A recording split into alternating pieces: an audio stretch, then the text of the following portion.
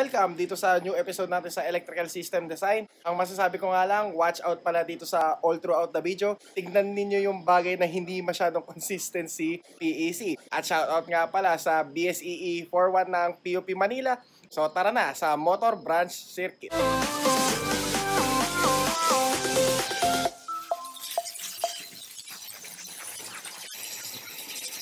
Ang topic natin ngayon is about motor branch circuits. Para sa discussion natin sa motor branch circuit, ito yung mga topic na dadaanan natin. Ampacity and motor rating determination, motor circuit conductors, motor branch circuit, short circuit, and ground fault protection.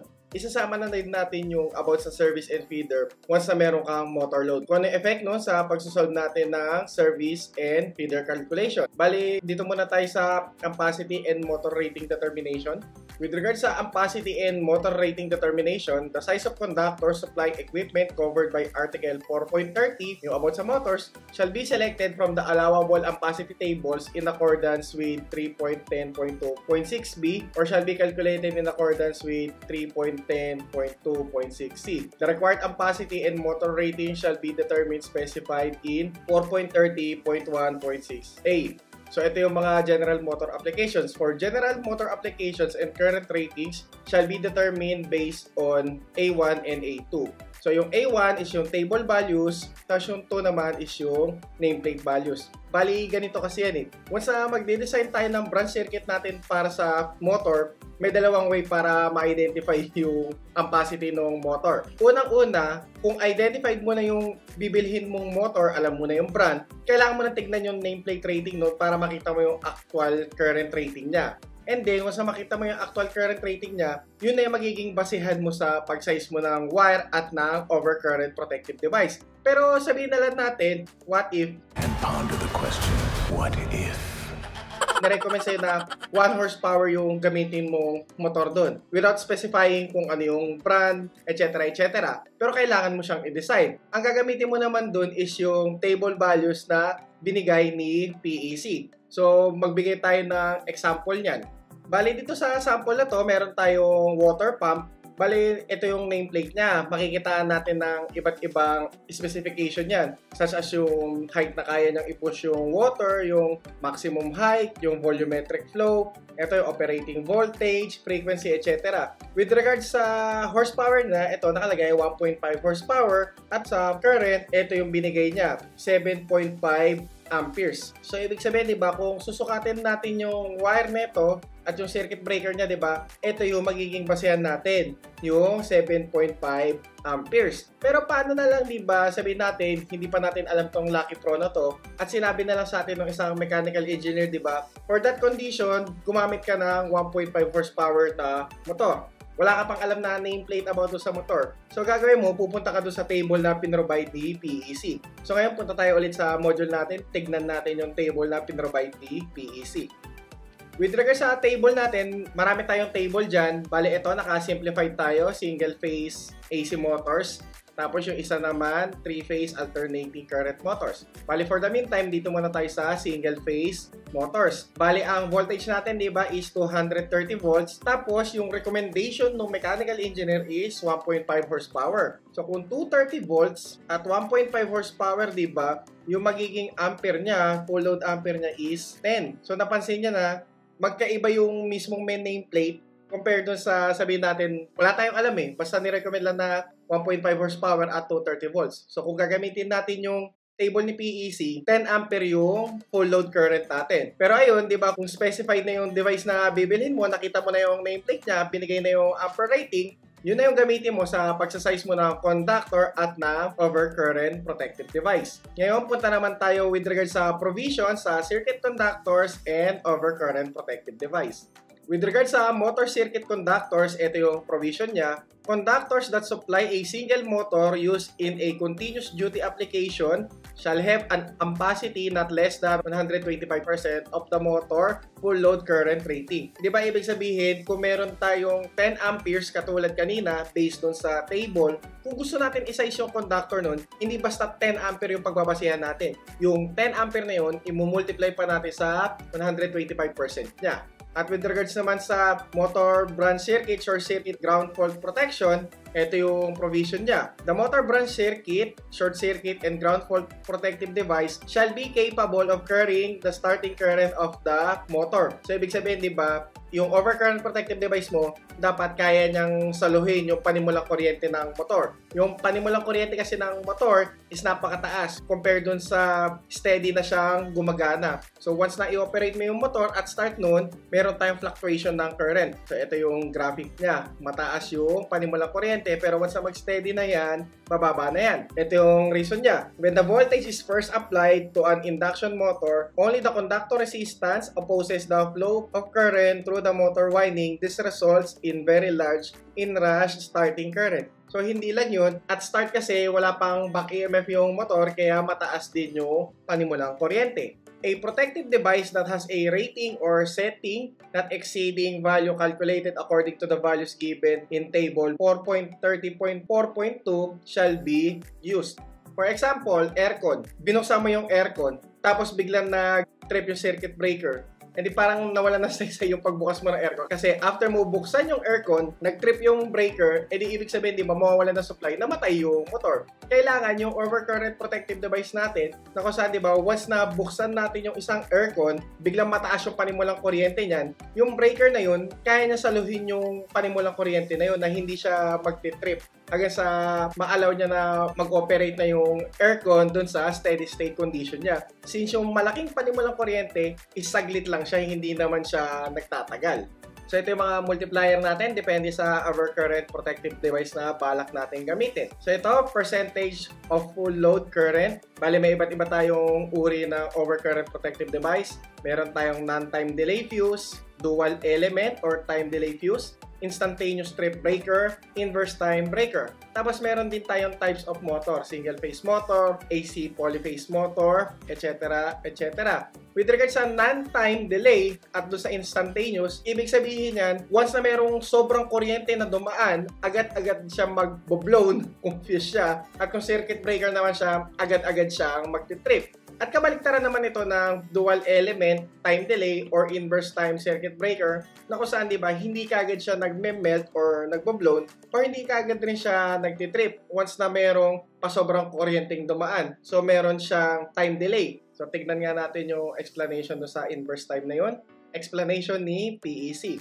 Do sa page 5 ng Philippine Electrical Code 2017, ito yung definition niya ng inverse time. A qualifying term indicating that there is a purposely introduced a delay in the tripping action of the circuit breaker, which delay decreases as the magnitude of the current increases. Bali yung delay, bumababa hanggang sa tumataas yung current. Kaya ganyan yung setting niyan. Especially, di ba, ginagamit natin yung inverse time na yan with regard sa motor. So, kung mas mataas yung magnitude, nababawasan yung delay. Ibig sabihin, the more na lumiliit yung magnitude, tumataas yung delay. Baka kasi mamaya, di ba, yung overcurrent na nangyari doon sa circuit mo, is saglitan lang. So, kung saglitan lang, di ba, ibig sabihin, hindi ka agad mag-a-actuate yung circuit breaker. Lalo na sa pag-on natin ng aircon. In-on natin yung aircon, tumaas yung kuryente. Pero yung taas ng kuryente na yun, saglit lang. So, aalamin pa ni circuit breaker, di ba, kung prolong yung condition na yun or hindi. So, kung hindi prolong, hindi na kailangan i-trip yung breaker. Hanggang sa, di ba, yung panimulang kuryente na yun, liliit siya hanggang sa mag-stabilize na.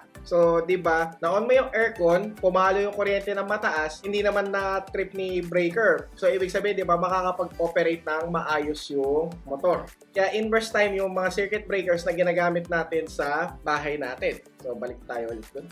At para ma-harness natin yan, kailangan natin ng isang sample problem. Bali, gagawin natin, hindi muna tayo mag-go dun sa problem natin dun sa electrical plan natin. Tignan muna natin yung mga problems na pinrovide ni PEC. Ito yung isang example na binigay ni PEC, yung example design 9. Motor circuits, controller, single motor. Bali dito, meron tayong 3-phase, 460 volts, 60 Hz, 25 horsepower, squirrel cage induction motor. It's to be connected for full voltage starting. It has a full load current of 31.6 amperes, a service factor of 1.15. Yung service factor pala, yan yung factor na kung hanggang saan mo pwede i-overload yung isang motor. Kung ang service factor na is 1.0, ibig sabihin, di ba, hanggang 100% lang yung loading niya. Pero kung yung service factor niya katulad nito is 1.15, ibig sabihin, di ba, pwede mo siya i-load hanggang 115%. and a code letter F in its nameplate, the ambient temperature of the place of installation is 40 degrees Celsius.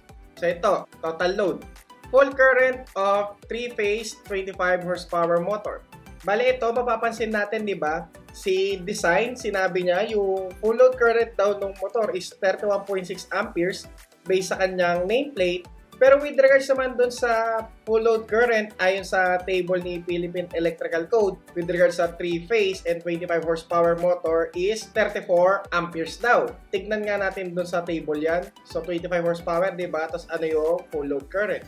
So, nandito na tayo sa table na full load current natin for 3-phase alternating current motors. Bali, meron tayong 25 horsepower, di ba? Tapos, yung volts natin is 460. Ayun nga, yung full load current niya is 34 amperes. So, ngayon, di ba, mahati ka sa gitna. Dahil meron kang 31.6 ayon sa nameplate niya at 34 naman based dun sa table. So, tanong niyan ngayon, di ba, paano ka magde-decide na mag-design? Ano yung susundin mo? Yung nasa nameplate or yung nasa table. Kailangan mo ng discretion dyan, di ba? So, bali dito, ang ginawa ni PEC, nag-take account siya doon sa mas mataas na ampere, which is yung pinrovide ng table. So, kasi di ba kung mas mataas yan, ibig sabihin may pa-allowance ka in case na magkaroon ng mas abnormal condition, di ba? Mas kakayanin ng mga nasize mong conductor and overcurrent protective device. So, ito, bali, nag-go na siya dun sa 34 amperes. Hindi siya nag-go dun sa 31.6. With regard sa branch circuit conductors, 125% of full load current. Bali, 34 amperes times 1.25, 42. Tignan nga natin sa calculator kung 42 nga yan. Bali, meron tayong 34 times 1.25. Ayun, 42.5. Tinanggal ni PEC yung 0.5. Tapos ngayon, di ba, mula doon sa 42.5, doon na tayo mamimili ng conductors natin. Kung mapapansin natin, di ba, sinize siya ni PEC gamit yung THW wires. Gagawin natin ngayon, pupunta tayo sa mga THW wires. With regards sa THW wires, nandito siya sa 75 degrees centigrade. Tapos tignan natin. Tandaan yung ampacity natin ng motor is 42.5, di ba? With regards to sa multiply sa 1.25. So kung meron tayong 42.5, ang THW natin na pwede gamitin is so 20, 25, 35, 50. So ibig sabihin pwede na tong 8, yung 50. Pero di ba meron tayong ibang factors dun sa design problem. Balikan nga natin. Di ba yung ambient temperature daw niya is 40. Kung 40 yung temperature mo, di ba, magkakaroon tayo ng derating dun sa ampacity ng conductor. Ayan, so 0.88 daw. Tignan nga natin yung 0.88 nga talaga yun. So, bali ito, di ba, yung ambient temperature correction factors based on 30 degrees centigrade. So, 75 degrees yung conductor natin, di ba? Kung ang temperature natin is 36 to 40, ang correction factor natin is 0.88. So ngayon, i-test natin yung pinili nating 8 at ano mangyayari doon, di ba, kapag sinalpak natin itong correction factor na to.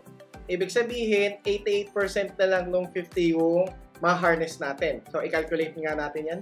Bali, 50 times 0.88 equals 44. 42.5.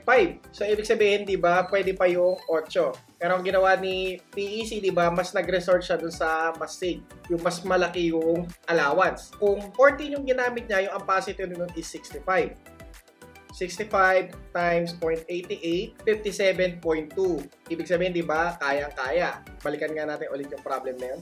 So, ito na siya. After na i-multiply yung 65 sa 0.88, 57.2. At nag-resort na siya sa paggamit ng 40 square millimeter. So, na-size na natin yung branch circuit conductors natin. After nyan, isa-size na natin yung branch circuit, short circuit, and ground fault protection. Bali, for the meantime, i-skip muna natin tong motor and branch circuit overload protection. Babalikan na lang natin siya kapag nagde-design na tayo sa industrial establishment. Bali, pag sa bahay muna, simple lang muna tayo, yung branch circuit conductors at yung overcurrent protective device niya. So, with regards sa protection device niya, meron siyang binigay na iba't ibang uri ng mga protection. Non-time delay fuse, time delay fuse, instantaneous strip breaker, at inverse time delay circuit breaker. Bali, may kanya-kanya silang multiplier, di ba? Mangyayari, meron kang multiplier, tapos i-multiply mo lang yung full load current. Based doon sa ginawa ni PEC, di ba, yung full load current niyang kinuha is yung base sa table, si 34. Tapos yung 34 na yan, i-multiply mo, depende doon sa protective device mo. Tignan nga natin ulit yung table. So, 3-phase siya, di ba? Bali dito siya counted. Yung 34, kung non-time delay ang fuse mo, ito times mo siya sa 300%. Kung time delay fuse naman ang gagamitin mo, ito times mo siya sa 175%. Kung instantaneous strip circuit breaker ang gagamitin mo, ito times mo siya sa 800%. At kung inverse time circuit breaker naman, ito times mo siya sa 250%. So, balik tayo dito. Ang masasabi ko with regards sa design natin, since dwelling unit siya, at yung mga load natin is aircon, water pump, diba? Ang may advice ko, ang magandang gamitin na circuit breaker doon is yung inverse time. So kung inverse time, di ba, i-multiply natin siya sa 250% or 2.5. Bali, punta na tayo dito sa letter D, inverse time circuit breaker. 250% of full load current. Bali, 34 times 2.5 is equal sa 85. So pwede siyang gumamit ng 90 dito, pero ang ginawa niya, nag-resort na lang siya doon sa 100 amperes inverse time circuit breaker. So yun, kung gusto ninyo ng mas may allowance na onte, mas maganda yun compare sa mas malapit. Kasi ang goal natin dito, di ba, is yung magkaroon siya ng room for air to breathe para dun sa starting current. So ayan, di ba, na-size na natin yung conductor niya at yung overcurrent protective device niya. So recap lang natin ulit. With regards sa conductor niya, umalo yung factor ng temperature. Kaya nagkaroon tayo ng derating factor at in-adjust natin yung pagsasize natin. Yung mas malaki ng konti, which is yung 14. So, di ba, galing 34 times 1.25, 42 amperes na. So, 42 amperes na yung magiging basihan mo sa pagpili ng size ng wire. With regards naman sa overcurrent protective device, since inverse time circuit breaker ang napili natin, 34 amperes times 2.5 equals 85 amperes. At 85 amperes na yung magiging basehan natin sa pagpili natin ng circuit breaker. At dyan natin nagamit yung provisions para sa motor branch circuit. So ayan, diba, yung conductor niya, i-multiply mo sa 125% ng full load current niya, and then dun ka na mamimili. With regards naman sa circuit breaker, or mga overcurrent protective device, meron siyang table. Depende kung ano yung balak mo gamitin, yun yung magiging multiplier mo. So, for this example, di ba, ang pinakapinili natin, inverse time, para sa preparation natin sa aircon branch circuit natin, di ba? So, kung inverse time, yung full load current natin, i-multiply natin sa 2.5, and then after nun, kung ano yung maging sagot nun, doon tayo magbabase sa pagpili natin ng circuit breaker. Hindi mismo doon sa 34 amperes. With regards naman sa pagsasize ng service or feeder conductors na mayroong mga motor, ito yung mga provisions natin. Motor shall be calculated in accordance with 4.30.2, with 4.30.2.4, 4.30.2.5, and with 4.40.1.6 for hermetic refrigerant motor compressors. So kung yung system natin is several motor or motor and other loads, conductor supplying several motor or a motors and other loads shall have an ampacity not less than the sum of each of the following. 125% of the full load current rating of the highest motor load, kung sino yung pinakamataas na motor doon. And then, sum of the full load current ratings of all other motors in the group. 100% of the non-continuous non-motor load, tapos, and 125% of the continuous non-motor load. Kung gagawa natin siya ng formula, para doon sa service or feeder conductor size, ito yung magiging formula niya. 125% na full load ampere ng highest motor load plus sum ng other connected non-continuous load plus other motors. And then plus 125% ulit ng other continuous load. Tapos with regards naman sa overcurrent protective device, rating or setting, where a feeder supplies a motor loads and other loads combination, di ba? The feeder protective device shall have rating not less than the required for the sum of the other loads plus the following. So, yung single motor rating permitted by 4.30.4.2, for 2 or more motors rating permitted by 4.30.5.2. So, ito yun, rating or setting motor loads. Protective device having a rating or setting not greater than the largest rating or setting of the branch circuit, short circuit, and ground fault protective device for any motor supplied by feeder plus the sum of the full load currents of the other motors of the group. Kung gagawan natin siya ng pinaka-general formula niya, ito yung magiging overcurrent protective device rating ng feeder natin. Overcurrent protective rating device ng highest motor load plus sum of the other connected loads. So, paano ba natin makikita in action yan? So, puntahan natin yung example design 10 ni PEC. With regards sa example design 10 ni PEC, so ito na siya, motors, motor circuits, and controllers, multiple motors. So, kung meron tayong madaanan about sa controllers dito, i-skip muna natin. Doon muna tayo doon sa basic natin, yung ma-apply kagad natin doon sa dwelling establishment natin. So, bali, ang example niya, meron siyang 3 squirrel cage induction motors, 25 horsepower, 20 horsepower, and 10 horsepower, all rated at 460 volts. 3-phase 60 Hz are to be served by a feeder circuit. Ambient temperature does not exceed 30 degrees Celsius. Ibig sabihin, itong problem na to, mas madali compared sa design 9, kasi diba, ayos lang yung temperature natin. Wala tayong i-derate, etc. etc. So, ito na siya. With regards sa total load natin, gumamit siya ng table 4.30.14.4 para ma-determine yung mga full load amperes na itong mga motor na to. So, wala naman kasing binigay na nameplate, diba? So, nag-resort na kagad siya dun sa table. So, 1 3-phase 460, 25 horsepower, 34 amperes. Sa 20 horsepower, 27 amperes. Pagdating naman sa 10 horsepower, 14 amperes. Tapos, diba, lalabas dito sa tatlong motor na to, sino pinakamataas? Si 25 horsepower. So, diba, mangyayari, 125% netong highest plus yung other loads. Or kung may continuous ka, diba, ito times mo sa 1.25. So, mangyayari, diba, yung 34, pwede mo i-times sa 1.25. Or ito, ginawa niya, tinimes niya na lang yung tagas na 25. So, 34 plus 27 plus 14 plus yung pasobrang 25% ng largest motor. Ang largest motor natin is E34. So, 34 plus 27 plus 14 plus 34 times 0.25, which is 8.5 amperes. So, pag pinag-plus natin yung apat na yan, magkakaroon tayo ng sagot na 83.5 amperes. At dyan sa 83.5 amperes na yan, dyan ka na mamimili ng wire mo. Pero tignan nga natin kung tama yung pagkaka-compute ni PEC. Kaya chine-check natin kasi maraming typo si PEC 2017 sa totoo lang. So, kahit na lang dumiscover no, kung saan siya nagkakaroon ng mga typo dyan. So, ayan, 34 plus 27 plus 14 plus 8.5. Ayun nga, 83.5 amperes. At yun, with regards doon, diba, pumili na siya, THW ulit. Sabi niya, use 322 square millimeter THW wires. So, tignan nga natin kung justified yung pagpili niya. Punta tayo ulit doon sa size ng conductors. So, ito yung ampacity table natin. 83.5, diba? Tapos THW. So, dito siya nakabase sa 75.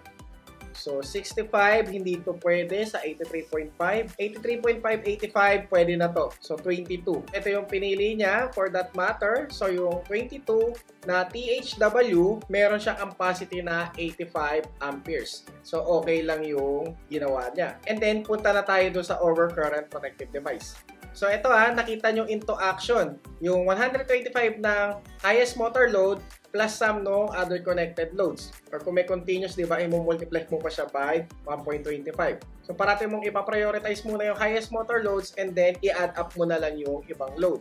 With regards sa feeder circuit protection, ito marami siyang binigay na example. So, para sa non-time delay fuse, time delay fuse, inverse time delay circuit breaker. Kakaiba, hindi siya nagbigay na example para dun sa instantaneous strip circuit breaker. Pero gawin natin, focus na lang muna tayo dito sa inverse time delay circuit breaker. Di ba yung formula natin dun, balikan natin, kung isa-size natin yung circuit breaker ng feeder natin or ng service, ang formula niya, kung ano yung rating ng overcurrent protective device ng highest motor load, tapos ipa-plus mo na lang yung other connected loads. Tandaan na, yung ipa-plus mo, connected loads, hindi rating ng overcurrent protective device nila. With regards sa highest motor load, ang gagamitin mo is yung rating ng overcurrent protective device niya, hindi mismo yung load niya.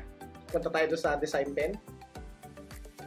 So, eto na. With regards to sa protective device, di ba ang largest motor natin is si 34 ampere? Tapos kung inverse time circuit breaker ang gamit natin, yung 34 ampere i-multiply natin sa 2.5. Bali, 34 ampere times 2.5. At ito yung sagot niya, 85. So, wala naman tayong 85 na circuit breaker, bali use 90. Kaya ito, di ba, 90 yung nilagay ni PEC. So, after nun, 90, ipa-plus na lang natin yung ampere ng iba't iba pang load. Diba, sino pa ba yung iba't ibang load? Si 27 ampere motor, which is 20 horsepower, at si 10 horsepower na 14 amperes. So, kapag magsasize tayo ng main breaker natin, overcurrent protective device rating ni largest motor, which is 90 amperes yung pinili mo, tapos plus yung other connected loads. Bali, ayan, 90 plus 27 plus 14. Bali, 90 plus 27 plus 14 equals 131 amperes. Tapos, ang ginawa ni PEC, ang pinili niya is yung 125 amperes inverse time delay breaker. Pero pwede ka rin pumili na 150.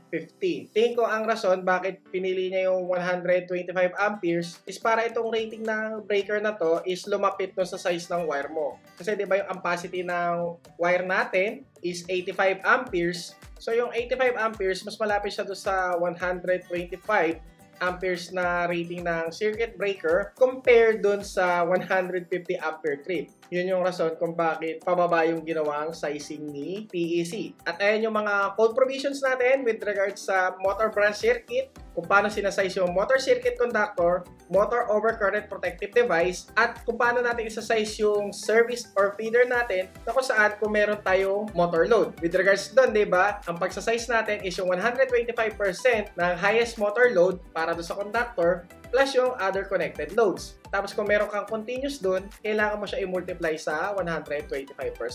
With regards naman sa overcurrent protective device na service mo, kukunin mo yung overcurrent protective device rating ng highest motor and then ipa-plus mo na lang yung other loads. After mo makakuha ng sagot doon, yun ay magiging basis mo sa pagpili na circuit breaker mo. At kung gusto niyo kami samahan dito sa pag-aaral ng electrical design, bali subscribe lang sa aking channel at see you sa mga future episodes. Salamat ng marami.